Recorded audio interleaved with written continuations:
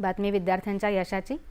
58व्या आंतरराष्ट्रीय रसायनशास्त्र ऑलिम्पियाडमध्ये भारताच्या चमूने उत्तम कामगिरीचे दर्शन घडवत 4 सुवर्ण पदकांची कमाई केली आहे। उझबेकिस्तानमध्ये ताश्कंद इथं 10 ते 19 जुलै या काळात झालेल्या या स्पर्धेत ओदिशाचा देवदत्त प्रियदर्शनी, पंजाबचा हर्षित सिंगला, दिल्लीचा कबीर चिल्लार, तेलंगणचा संदीप कुची या 4ही विद्यार्थ्यांनी सुवर्ण पदक पटकावलं आहे। देशनिहाय पदक तालिकेत भारताने पहिलं स्थान प्राप्त केलं आहे।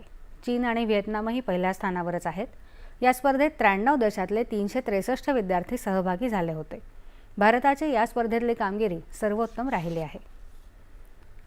37व्या आंतरराष्ट्रीय जीवशास्त्र ऑलिम्पियाडमध्ये भारतीय संघाने 1 सुवर्ण आणि 3 रौप्य पदकं पटकावली आहेत। लिथुआनियामध्ये 12 ते 19 जुलै दरम्यान झालेल्या या ऑलिम्पियाडमध्ये हरियाणाच्या भाव्या गुणवालने सुवर्ण पदकाची कमाई केली, तर पश्चिम बंगालचा सौमिल मैती, राजस्थानचा निशित कलानी आणि पंजाबच्या अनमोल कुमारने रौप्य पदक पटकावलं।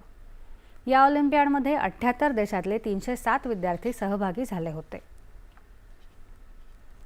पंतप्रधान नरेंद्र मोदी यांनी रसायनशास्त्र आणि जीवशास्त्र ऑलिम्पियाड सुवर्ण पदक विजेत्यांचं अभिनंदन केलं आहे।